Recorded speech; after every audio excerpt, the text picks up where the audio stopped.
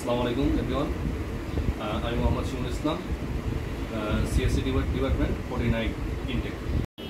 আসসালামু আলাইকুম এভরিওয়ান, আমি আলিফ 49 ইনটেক সিএসসি ডিপার্টমেন্ট।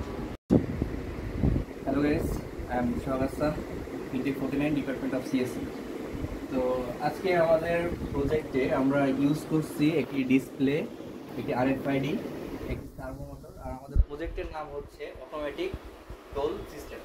তো যখন একটি গাড়ি পাস হবে তখন তারা অটোমেটিকলি, যখন আমাদের তো এখন ম্যানুয়ালি টোল পাস করা লাগে, মানে টাকা দিয়ে সব কিছু করা লাগে, কিন্তু আমরা এখানে টাকা ইউজ করব না, আমরা জাস্ট এরকম একটি আরএফআইডি কার্ড ইউজ করব।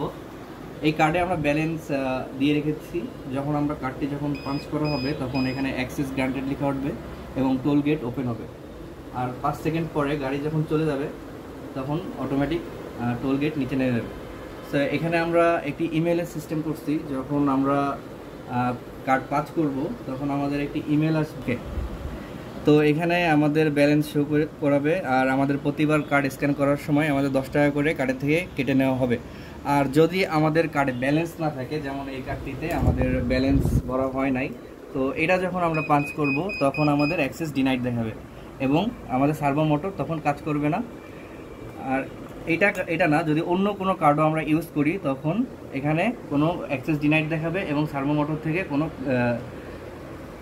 কিছু শো হবে না। আমরা ইন ফিউচার ওয়ার্কের জন্য এটাতে আরও কিছু কাজ করতে পারি, যেমন আমরা ডাইরেক্ট বিকাশ থেকে টাকা কার্ডে রিচার্জ করতে পারি। দেন আর এটার জন্য একটি অ্যাপস তৈরি করতে পারি।